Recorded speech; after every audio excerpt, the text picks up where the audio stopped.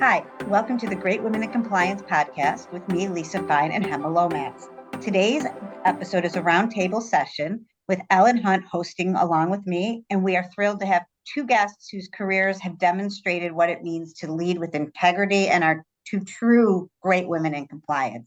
So our guests are Junna Ro, who is a seasoned legal and compliance executive with experience in insurance, tech, B2B enterprise software, telematics, and higher ed, and Melanie Sponholz, who is a transformational chief compliance and ethics officer with an expertise in building and leading best-in-class compliance programs. She leverages her clinical and operational background in combination with experience in ethics, quality assurance, privacy, and cybersecurity. I'm going to ask you to tell them both to tell you a little bit more about themselves in a minute, but first I'd like to introduce our topic. We're going to dive into the recent Women in Compliance conference, which is always a highlight on the compliance events calendar. And using that, we're going to use that as a jumping off point to talk about the future, what the future might hold for women in our evolving profession. So with that, Junna, can you talk a little bit more about your background with our listeners? Yeah, well, first, I just want to thank you so much for having me as a guest today. You all have done so much to engage with the compliance community, and I'm just so honored to be part of the show. So, just a little about me. So, I've been practicing law for over 25 years. I currently lead strategic legal initiatives as an advisor to the General Counsel at the University of California. The Office of the President serves as a headquarters for the UC System's 10 campuses, 6 health centers, and 3 affiliated national labs. It's gigantic. The budget is something like $54 billion. So my role focuses on promoting UC's mission across the legal function and really increasing the impact and effectiveness of our almost 300-person team system-wide. And it includes things like developing and executing on our strategic plan, implementing governance and reporting, and really getting us to be more data-driven with respect to organizational performance and risk, and helping us to evolve our culture to be more resilient and open to change. And it's a cool, newly created role, and it allows me to really think strategically and help our function to adopt more of a business approach to how we operate. So I've been here for about 18 months, and it's just been really a cool role. Prior to UC, I was a general counsel and head of people at Metromile. And Metromile was a publicly traded insurtech offering pay-per-mile auto insurance. And there I led legal and HR and led us through acquisition. Prior to that, I was the Chief Ethics and Compliance Officer for AAA, also known as CSAA Insurance Group, a $5 billion company based out here on the West Coast. And then before that, I was in tech. I was in-house at Symantec and Veritas Software. That's just a little about me. Mel, tell us a little more about you. Sure. So I echo Junna's sentiment that it is always fun to do a quick podcast. And of course, having you and Ellen here is a blast. So thank you for inviting me.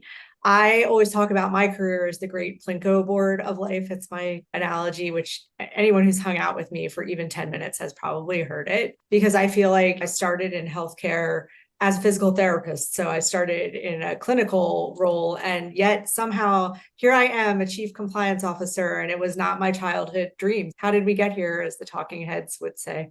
How did I get here? I morphed into first an operational role where I was overseeing some home care clinicians doing PT, OT, and speech in the home. And I moved into a quality assurance role. And due to our geriatric focus and our high volume of government scrutiny, our attorneys at the time suggested a more formalized compliance program. And I got voluntold to be the compliance officer. And that was about 15 years ago. And I actually just really enjoyed the role. And I felt like it was this great opportunity to support good care through ethics and protect the value of the business with a good compliance program. And shockingly, a lot of people expect a less business friendly, more severe personality in this role. And so just to be able to approach it with a clinical mindset and a business mindset, I think it really gave me a leg up getting into this field. And so it stuck. And since then, I've morphed out of that PTOT space. I spent some a good chunk of time in home infusion, where I got my first taste of private equity work working for a private equity backed home infusion company. Did a bunch of M&A with them, including going through their exit transaction, ended up at a big publicly traded home infusion company. And that's where I was when my current employer, Waud Capital Partners, found me. And they found me because of my PT background, because they had just acquired an outpatient PT organization and they were looking for some compliance insight. We started talking, and they had been thinking for some time about bringing an in-house resource to about half of our portfolio is healthcare, and they understand, Waud Capital understands the value protection that compliance and ethics can bring, actually more than that, value creation, if I dare say so. But they asked if I'd be interested in coming in-house in that role and working with their healthcare portfolio companies to help build their best-in-class compliance programs. And so now I've been doing that for just over 8 years, and I've worked with many different healthcare industry segments, which has been really fascinating. I've learned a lot in this role, and I've had a lot of fun doing things like building our cross-portfolio compliance network. We have a compliance forum that meets, and we do a symposium in person every year. And more recently, in my big Plinko board, I hit another peg and took on responsible investing for the firm too. So I direct our ESG related activities, both for the firm and the portfolio. So that's where I am right now.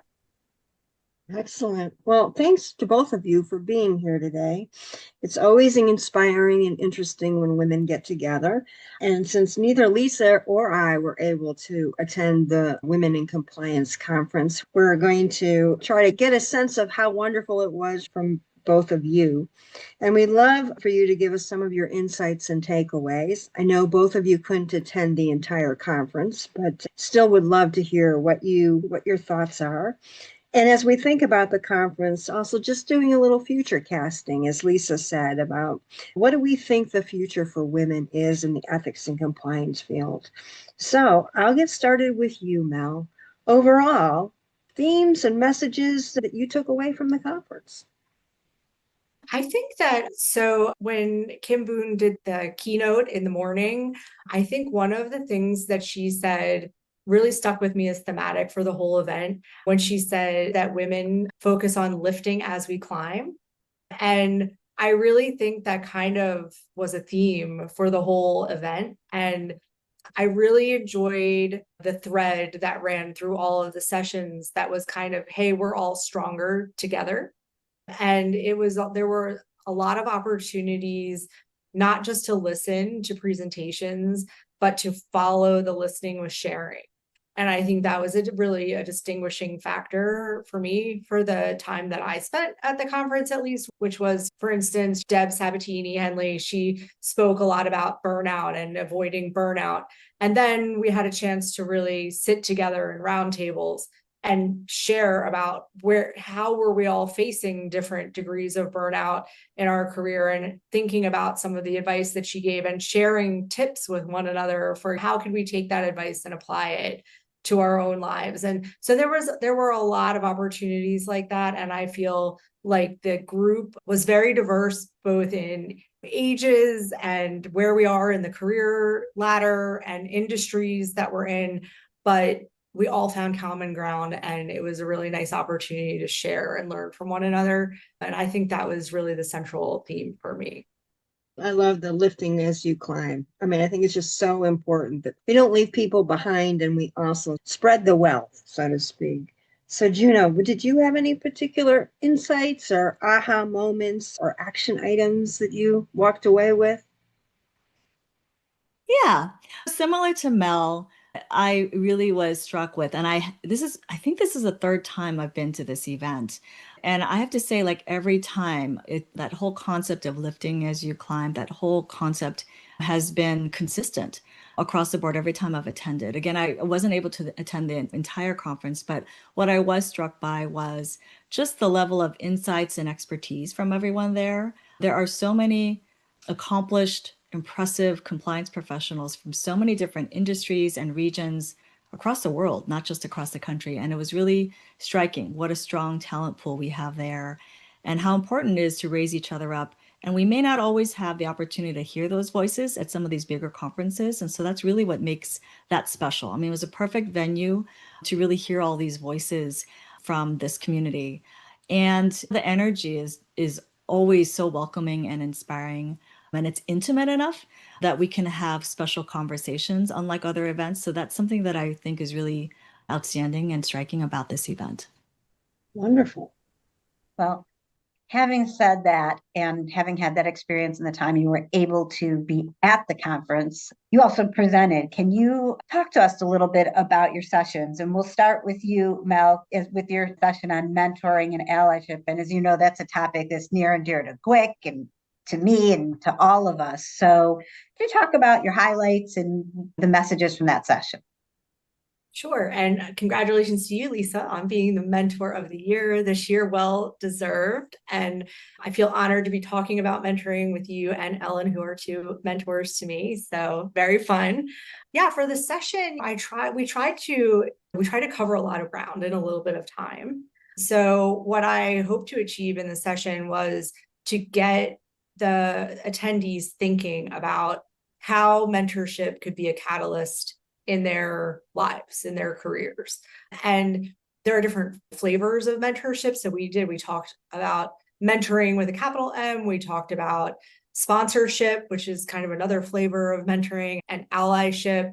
And just the goal was to get everyone thinking about both how it might be useful to them to have one of those kinds of relationships in their lives, whether as a mentee or as a mentor, or as an ally or as a sponsor, because I think it's a two-way street. And I think in different aspects of our careers and lives, we can both benefit from being and having. So I don't think you have to pigeonhole yourself into one of those categories. So we spent a little time thinking about if you want to get the most out of a mentorship, you need to think in advance about what is it that you're looking for. Is it a skill set that you're really looking to develop, and you'd love someone who has demonstrated those skills, who can show you the ropes, or someone who's in the role that you hope to achieve someday, who can provide you with some navigation in your career to help you achieve that role. Maybe it's even a project that you've been tasked with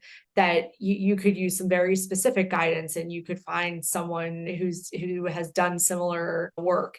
And I think you'll get the most out of mentorship if you think in advance about specifically what is it that you're looking for.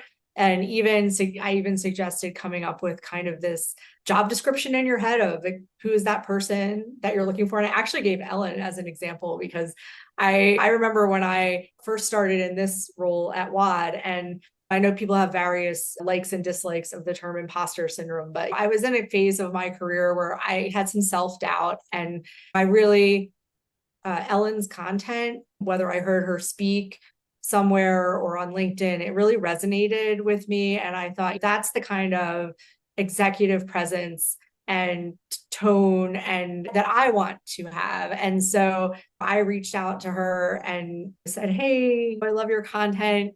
Could I have virtual coffee with you? I'd love to ask you some questions. And she graciously agreed to do that. And it really turned out to be just a great professional relationship and eventually friendship. And so, but it was really being mindful about who is it that you're reaching out to in that capacity. Because I think it was interesting because we did the roundtable breakouts afterwards. And one of the biggest questions was, I'm going to feel really awkward asking someone to be my mentor. How do you do it? How do you do it? And not without fearing rejection or without putting too much of a burden on the person you're asking. That was a big topic of conversation at the roundtables.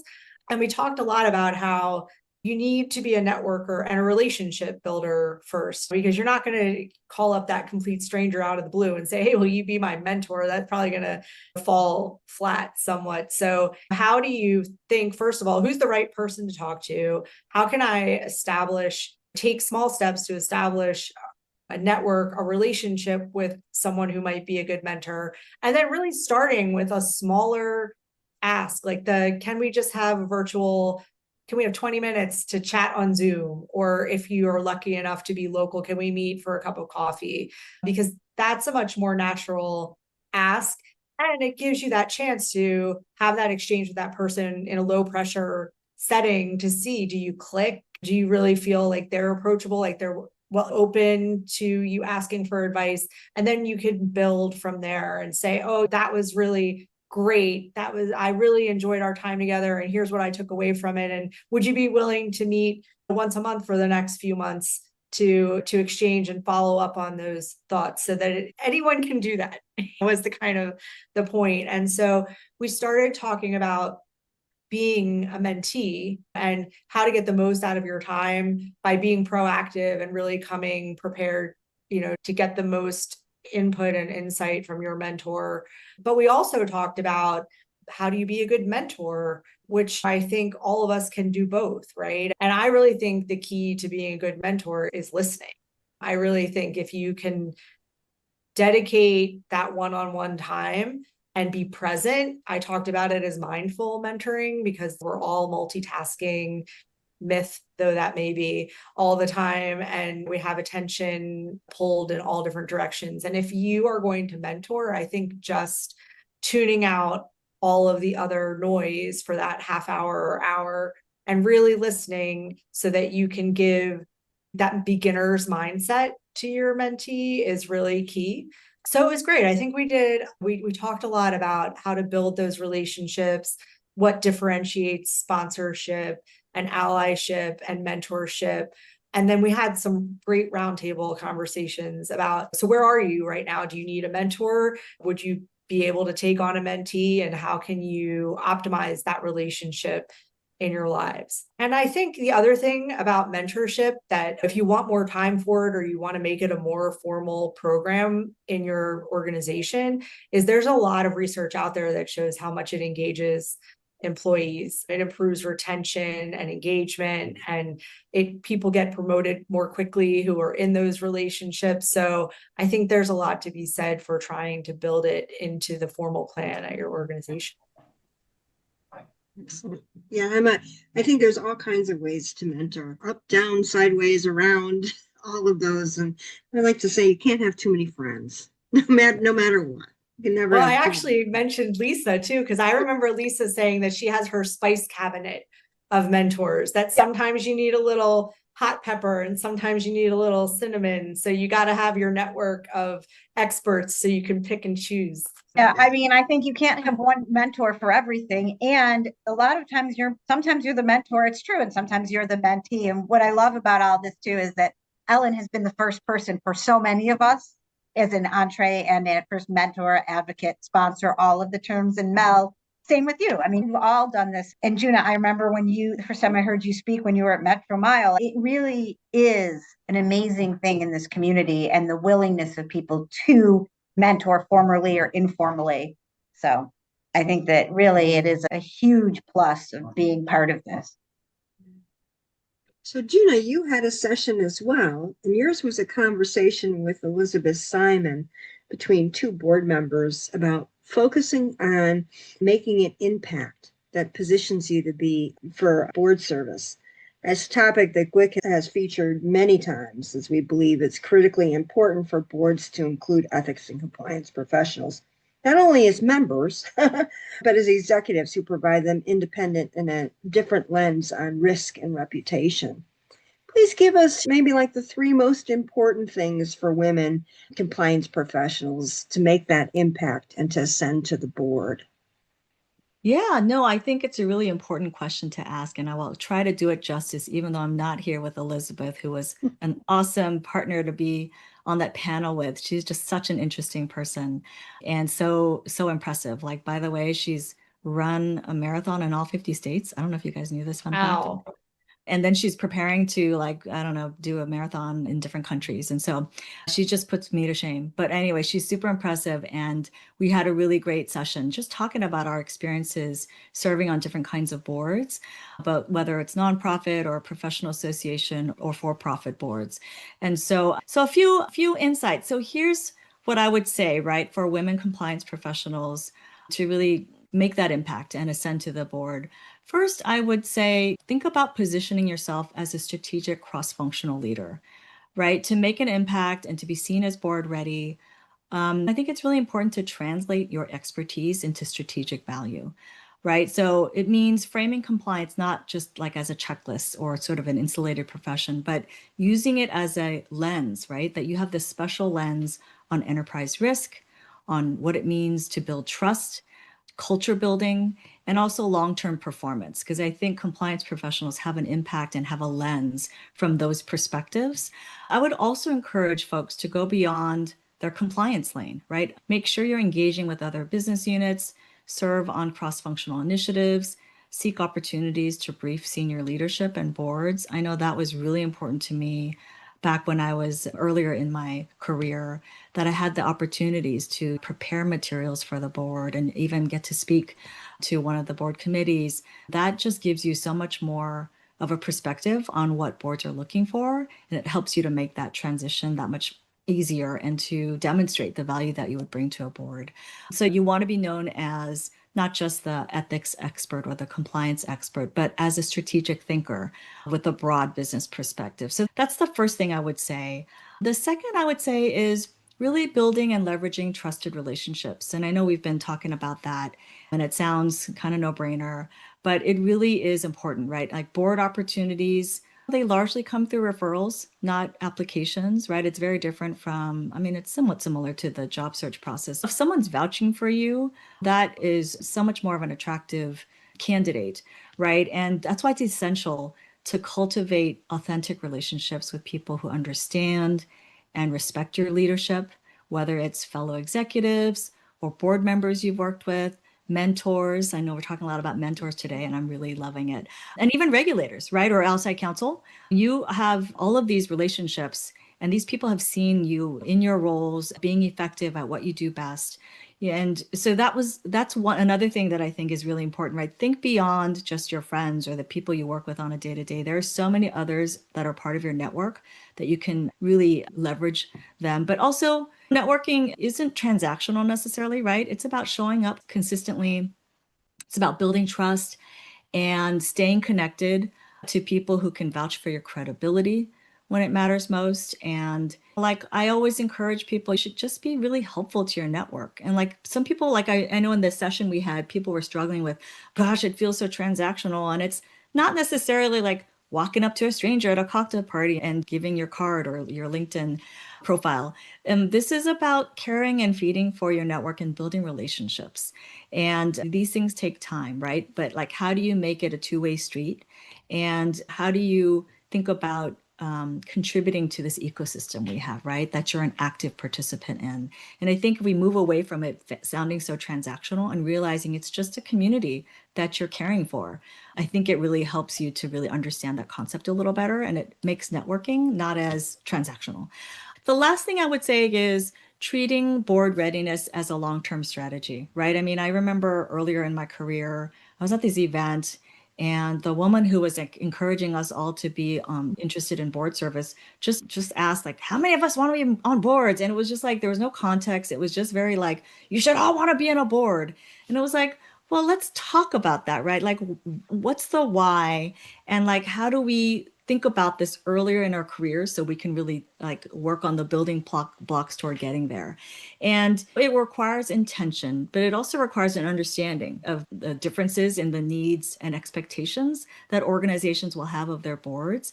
It's going to depend like on the type of organization, like I was saying, whether it's a nonprofit or a professional organization or a for-profit, also by the industry. And so like over the course of your career, understanding those differences and what those industries need out of their boards and what kind of oversight is required of those different kinds of organizations is really important. And it also means learning what boards value, right? It's like your governance experience, industry insight, cultural fluency, really understanding culture to culture, how to navigate that, and also crisis leadership. And aligning your career narrative to match that, because these are all things that compliance professionals, as we move through our career, these are the things that we touch that we're really good at. And so like we should really be positioning that and taking the time across our career to make sure we get those experiences so we can demonstrate the value that we would bring to a board. And also, I guess I would say as part of your long-term strategy, think about ways to get more training on governance, right? Again, like how do you get more exposure to what boards do or what materials they see and what their comments are. There are also board pipeline programs. And then also just making sure your LinkedIn and bio are updated on somewhat of a regular basis to reflect the impact you've had, right? And it's not just the things you've done, but like, how do you demonstrate to others the impact that you've had, right? If you've led investigations or you shaped culture or you navigated regulatory scrutiny, highlight those things, right? Because those are board level capabilities that not everyone brings to the table, but we as compliance professionals uniquely do. Yeah. I mean, it really is a very cross-functional type of profession. And I think, especially as it evolves, it goes more and more. With that, I just want to jump over to Mel. What unique skills, having said that we're cross-functional, that we bring ethics and compliance professionals that are in the most demand for boards or board members, if you're looking into that? I mean, I think Junna touched on a lot of them. I mean, I think if you're, as a compliance officer, you're building culture across an entire organization, and you're also doing a risk assessment across an entire organization, and you're getting a lot of people who don't report to you across an entire organization to do things that need to be done to create that culture and establish both compliance and ethics in that organization. I mean, these are all, I mean, we have a really unique role in that sense, in that we do have that 30,000 foot view of the whole operation. And I think that's a really strong characteristic of our expertise that translates well to board leadership. And when we were talking about mentoring, as Junna said, I think it's really important that you realize that your mentor can be in finance or operations. And that's so useful, because I think we have to be able to work functionally with all of the other leaders in an organization, and you need to understand what they're doing in order to do that. So I think having both the network, the two-way street, the mentorship, the trusted relationships, I mean, all the things Junna was just talking about, I mean, that is how, as a compliance professional, you can really set yourself apart, because we really do have to have an intimate understanding of how the whole thing works to get our function to be optimized. So I think that makes us great leaders. And we also have a little bit of that Switzerland vibe, where we're not in it for necessarily the P&L in the same way that maybe a sales or marketing or operations or finance executive is. We're really in it for the soul of the organization. If that's not maybe an overstatement, I think it's true. And I think that really gives us a unique perspective that we can bring to the table. And Junna, we've talked a lot about this, but is there anything in terms of the set of skills that you think a board would be looking for that we haven't shared or talk about here? Any unique skills from an ethics and compliance standpoint? Because you really did cover a lot of it, but wanted to ask you that as a follow-up. Yeah. I love this conversation. I just love being with such like-minded people. Yeah, I mean, one is like what maybe we haven't touched on quite is like this sharp, independent view on risk and reputation. Oh, maybe you did. I mean, you talked about us being Switzerland. And I think, right, it's that ability to see around corners that I think boards are really looking for. And as compliance professionals, especially as you get further in your career, what is there you haven't seen, right? We've seen so much. And so like based on that experience, you're able to really anticipate and see around corners. I think that's really valuable, especially around ethics, conduct, reputation, right? We are comfortable asking the hard questions that others might miss. And I think that independent lens is something that every board needs, frankly, right? Another I would say is navigating complexity in a real world experience type of way. Companies today are highly regulated, global, just high stakes environments. And so boards really need people who've led through complexity. And whether it's investigations or the regulatory challenges or the data privacy issues, right? You name it, that kind of hands-on experience navigating complexity, I think is something that we're really good at. And we talked about culture and conduct. I guess the only other thing I'd say is that whole component of like leading in crisis. And I think we're always there when there's something's gone down or like something's about to go down or like there's a crisis moment, right? Whether it's a misconduct issue or a data breach or some sort of regulatory surprise, we're often at the center of crisis response. And I think that experience, right, leading with integrity under pressure, is something that boards really trust. And I think we have been in the fire and we've stayed calm. I think that is another thing that we should be really highlighting, right? Like we've seen a lot and we can handle it. And we know what it's like to work under pressure and we can deliver calm leadership in a crisis. I think that's something else we can capitalize on. I think we're great resource managers too, along the same lines. I mean, we're always trying to do more with less. And just True. the years of putting everything on a likelihood impact scale and then figuring out like where are you going to take the time, talents, and resources of that organization and where are you going to put them to work based on that. I mean, we are experts at that, and everyone's always trying to manage their resources. So I think we're a great resource. Yeah, I love the conversation. I'm going to shift it just a little to kind of just focus on women in compliance now. And there are more women in compliance than men, slightly, 53, almost 54% to 46, 47. When you break it down, women are in the day-to-day roles and they're not making it to the CCO level, particularly in financial institutions where only 24% of women are CCOs. So Junna, given all of our skills, which seem to lend themselves not only for being great compliance officers, but to be on boards, what are your thoughts on why this is the case? Yeah, there is that stark disconnect between representation at the operational level and at the C-suite. And that drop off is really steep and it's telling and it's disappointing. I have a few thoughts. First, I think there are some structural and cultural advancement barriers to women in compliance to getting those more senior level roles. And there's a few components to that. So like first, there's a lack of visibility, right? I mean, if you think about the work that compliance folks do, it's often operating behind the scenes. And so this may potentially be limiting our exposure to P&L or to board level decision making, especially in sort of the more operational compliance role. So I think that's one part of it. I do think, although this conversation has been so wonderful about mentorship and sponsors, but there's something about the limited access to sponsors when the large majority of senior executives are men.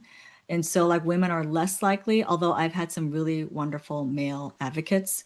Given those numbers, women are probably less likely to have senior advocates pushing to and stretching them into roles or advocating for their promotion. So that's another component. And then finally, I guess there's a perception gap. And there's still this, I think, this outdated bias in some circles that compliance is a support function or it's not a strategic driver, especially when women lead it, which is why it's so important for us at events like this and wherever we can, is to talk about, why we actually demonstrate value and how we add value and how all of the experience we have really is important and critical and valued at the highest levels. So that's one piece. I mean, the other piece is pay and power disparities. I think that there are some studies that show that women in compliance earn less than men in comparable roles. I think Compliance Week and also FTI Consulting has published some stuff on this. And that can impact retention, confidence in advancing, and long-term leadership trajectories, right? And so women often find themselves in more narrow roles with fewer enterprise-wide responsibilities. And so that can make the leap to the chief compliance officer role somewhat less accessible. And so then I started thinking about, well, what will it take to shift that, right? I mean, there has to be something. So here's a few things. We've touched on some, so I'll try not to belabor on some of the things we talked about. But this whole concept of like for compliance professionals themselves, women compliance professionals, a few things you can do, like seeking those stretch assignments. And I know we've all probably done this, right? Like raising your hand for like the cross-functional committees or the projects where you're going to gain more in-depth exposure to other functions, not just purely in your compliance role, but perhaps there's a cross-functional committee that you will gain more exposure to certain leaders that you wouldn't otherwise normally get that kind of exposure to. Or also seeking out roles in different places. I mean, my career, I've had roles in different places, things like roles in risk or audit or cybersecurity or strategy. I mean, that is a potential avenue to get more business exposure.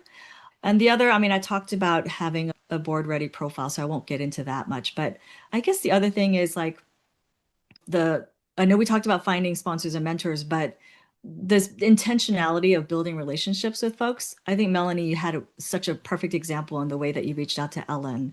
And like, why can't we do more of that? But also like think outside the box. If that felt super unnatural, like some people might be way more shy than you, Melanie, or whatever it is, like intimidated by someone like Ellen. But maybe there's like I said, a committee you can be a member of, or a company event that you're putting together, or even a panel. Frankly, I've done a lot of this, like working on panels with other leaders at other companies, or you're facilitating an event, or you're an industry association officer.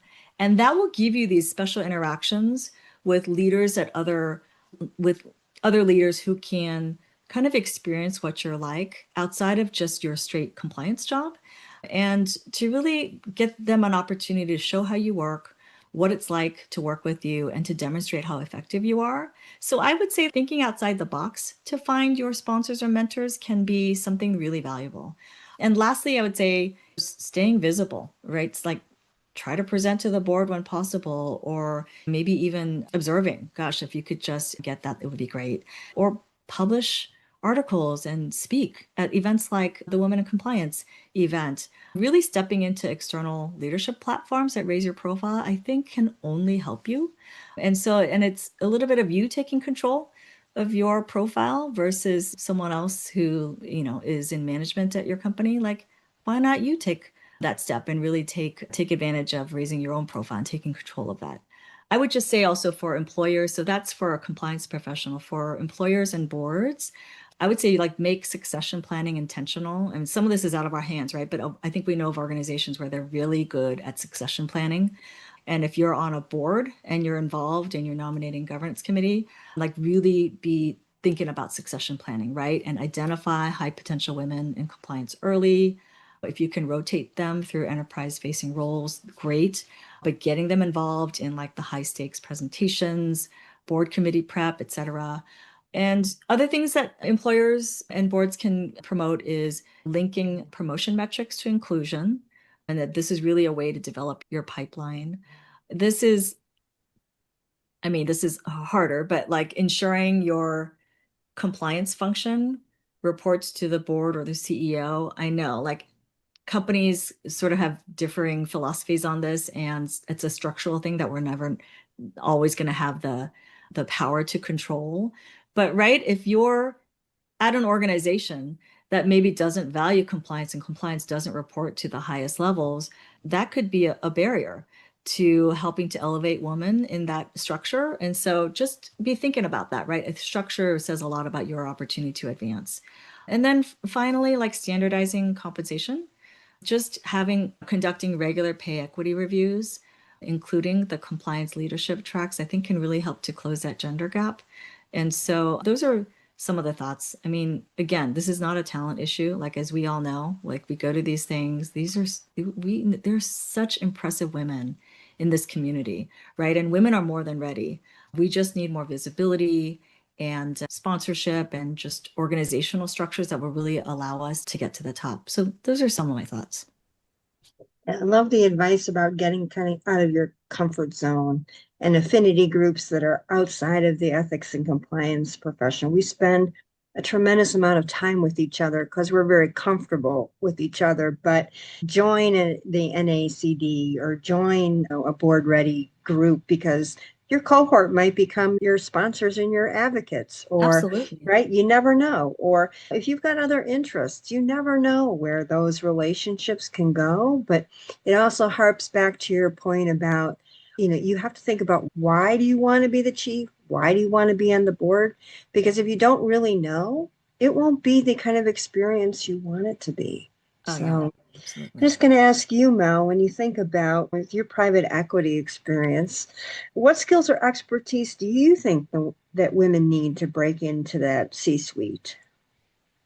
I mean, I think a lot of what Junna said, I would echo. I mean, I think if you have the opportunity to join those cross-functional groups, I've also found that raising your hand to take on responsibilities in compliance adjacent areas like data privacy, cybersecurity, responsible investing is a great way to increase your visibility in an organization and add value that's not just in your compliance circle. I think it does raise your profile and get you interacting with a broader group that can give you the exposure you need to have your name being spoken in the room where it happens. So I think all of that is really important. And tying it back to the sponsorship and the allyship, I mean, I think if we all start thinking with that mindset, it goes back to the themes of the conference that we started out talking about, that I think diversity and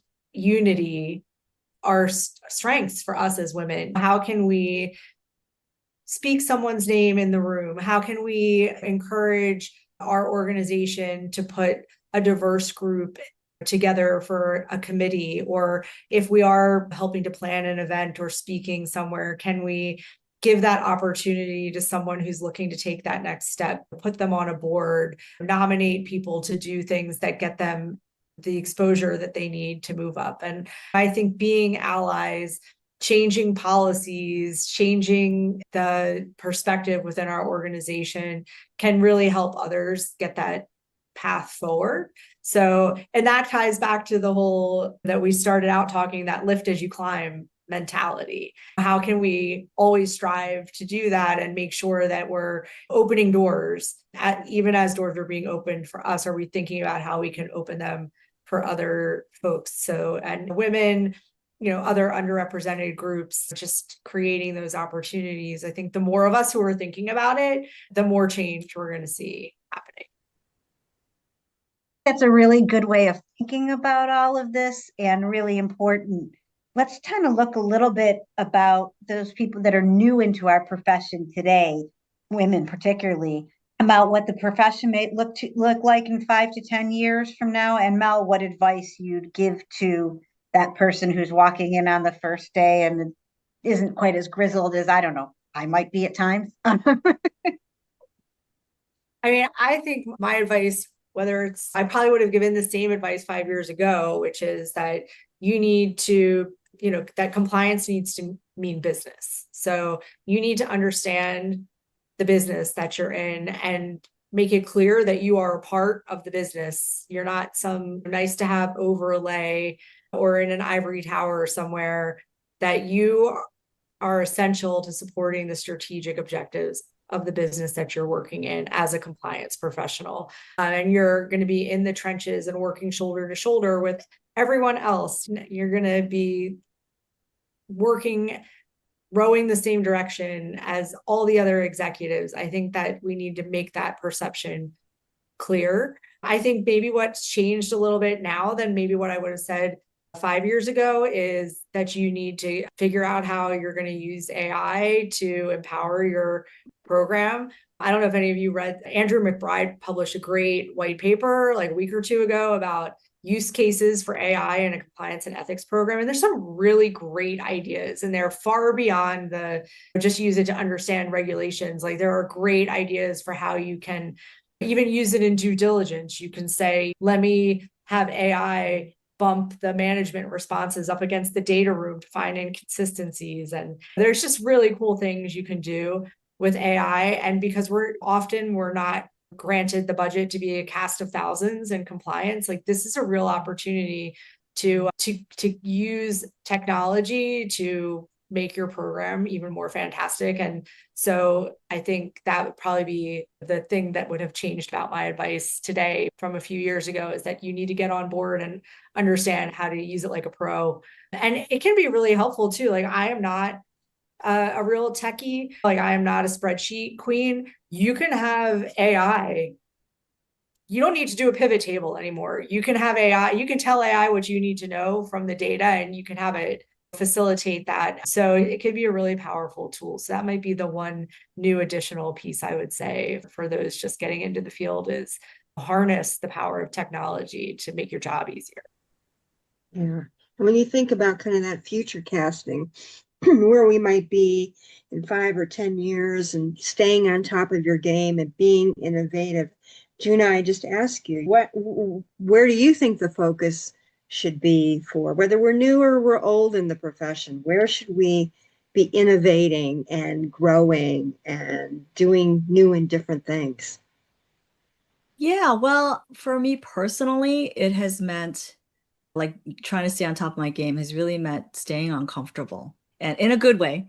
But I'll explain. I mean, I've spent my career across different industries and roles, right? I mean, I was public company general counsel, head of people, chief compliance officer, and now I'm leading strategic legal initiatives in higher ed. And I've never been in higher ed.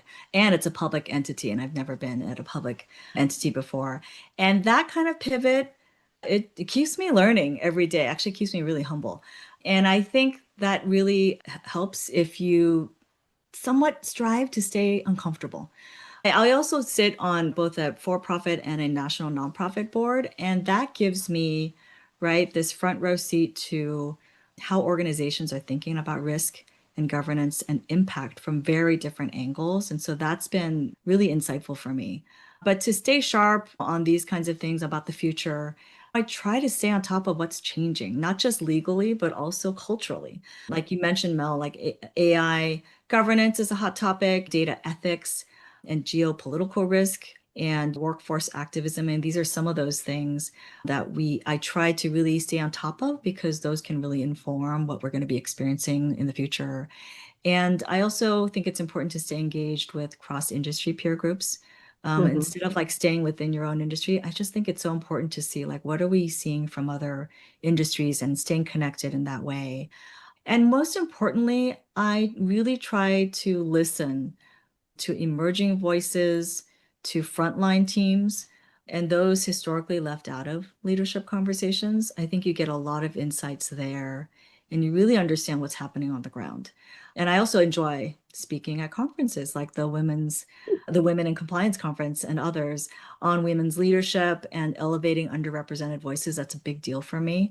And that helps me stay connected to the next generation of leaders and what they expect from organizations today. So that's some of what I do, and I encourage others to do to stay connected to what's changing and what the future holds. This has been such a fabulous conversation, and I'm so grateful for all the time that you've spent with us. But before we sign off, do you have any other parting thoughts or quick words of wisdom for the listeners and frankly for us? Mel, we'll start with you on that. I don't know. I mean, what I've just really enjoyed listening to this group today. And I think maybe that's the parting word of wisdom is to make time to have conversations like this. I love the concept. I've always said that I love the concept of the salon where you gather some very varied minds together to just absorb and exchange. And I really think whether we're talking about building your network or finding a mentor or being a mentor, I mean, kind of as Junna was saying, speaking to those that are up and coming in the field, it's the quote I love is to teach is to learn twice.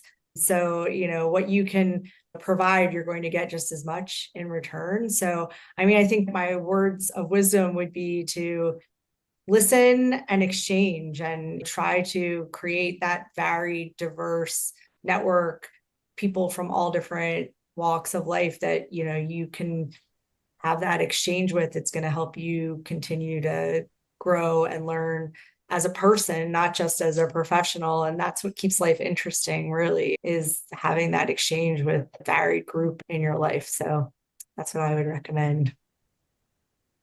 And Junna?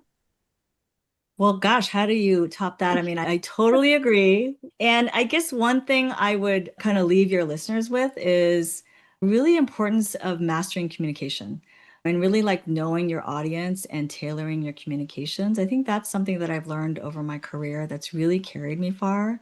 And so, accept the invitation to join a podcast, accept the invitation to speak on a panel, raise your hand to do stuff like that, or to speak at a company event. I just think the more chances you have to really refine your communication skills and knowing what different audiences need, I think that really will take you a long way toward leadership roles and board roles is really that skill set in being able to articulate complex issues with clarity and confidence and authenticity, right, from your heart. I think that has really helped me in my career. And I would just encourage folks to really think about that and raise your hand and make mistakes, but like seek out those opportunities. And I think it really helps you to really build confidence. And so that's kind of what I would part with. But I want to thank you so much for inviting me. I love this conversation and I really value this community. We're so grateful for both of you to join us and share your wisdom and your thoughts and your insights. I want to give a little shout out to Corporate Compliance Insights, which makes this podcast possible as our sponsor. And of course, to the wonderful GWIC community for listening in. If this discussion has inspired you, share it with others, call somebody, make a friend, find a mentor, join a group, do all those things. And thank you so much. Thank you. Thanks. Compliance Podcast Network.